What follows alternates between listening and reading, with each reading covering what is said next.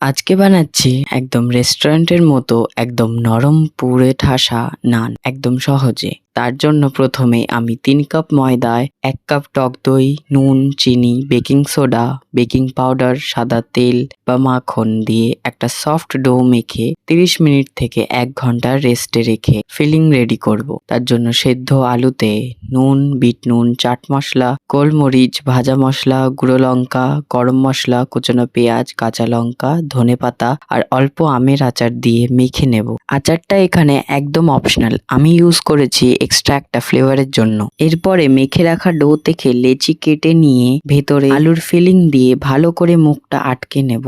এবারে ভালো করে নানের শেপে বেলে নিয়ে তাতে কালো জিরে আর ধনেপাতা স্প্রিঙ্কেল করে নিয়ে গরম তাওয়ার মধ্যে গরম জল দিয়ে ঢাকা দিয়ে 5 থেকে 10 মিনিট কুক করে নিয়ে ঢাকা খুলে অল্প মাখন দিয়ে দুদিক ভালো করে সেঁকে নিলেই রেডি আমাদের সফট জুসি রেস্টুরেন্ট স্টাইল নান। ভিডিওটা ভালো লাগলে লাইক, শেয়ার, সাবস্ক্রাইব। বাই।